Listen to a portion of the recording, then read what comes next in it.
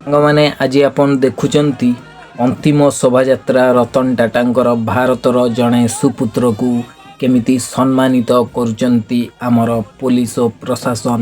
ଆପଣ ଏ ଭିଡ଼ିଓରେ ଦେଖୁଛନ୍ତି ଯିଏକି ଥିଲେ ଭାରତର ଅମୂଲ୍ୟ ରତ୍ନ।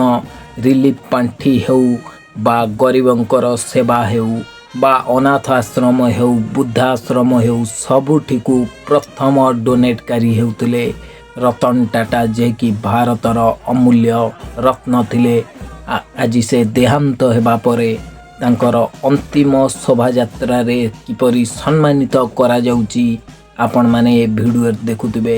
ଆଉ ସେ ଆମ ସମ୍ମୁଖରେ ନାହାନ୍ତି, ଯିଏ କି ଭାରତର ପୁଅ ଜଣେ ଥିଲେ, ବହୁତ ଡୋନେଟ୍ କରୁଥିଲେ, ଗରିବମାନଙ୍କ ଦୁଃଖ ଶୁଣୁଥିଲେ, ଜନ୍ମଠାରୁ ମୃତ୍ୟୁ ପର୍ଯ୍ୟନ୍ତ ସବୁକିଛି ଯେଉଁ ଟାଟାର ଆପଣମାନେ ୟୁଜ୍ କରୁଥିଲେ ସେଇ ଟାଟା ଆଜି ମୃତ୍ୟୁର ଶଯ୍ୟାରେ ଆପଣ ତାଙ୍କର ଅନ୍ତିମ ଶୋଭାଯାତ୍ରା ଦେଖୁଛନ୍ତି।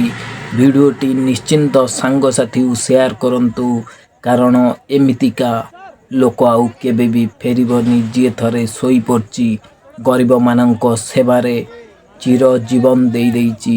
ନା ସଂସାର କରିଥିଲେ, ନା ମୋହମାୟାରେ ପଡ଼ିଥିଲେ, କେବଳ ରୋଜଗାର କରୁଥିଲେ, ଗରିବମାନଙ୍କୁ ସହାୟତା କରୁଥିଲେ, ନିଜେ ମଧ୍ୟ ଟାଟା ନାନୋ ଚଢ଼ୁଥିଲେ, କିନ୍ତୁ ତାଙ୍କ ପାଖରେ ଥିବା ସବୁ ଷ୍ଟାଫ୍ ମାନେ ଭଲ ଭଲ ଟାଟାର ଗାଡ଼ି ଚଢ଼ୁଥିଲେ।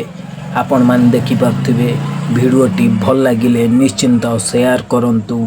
ଜୟ ଜଗନ୍ନାଥ। ରତନ ଟାଟାଙ୍କ ସ୍ୱର୍ଗଯାତ୍ରା ଶୁଭମୟ ହେଉ।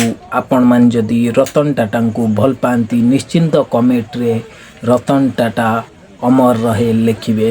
ଜୟ ଜଗନ୍ନାଥ।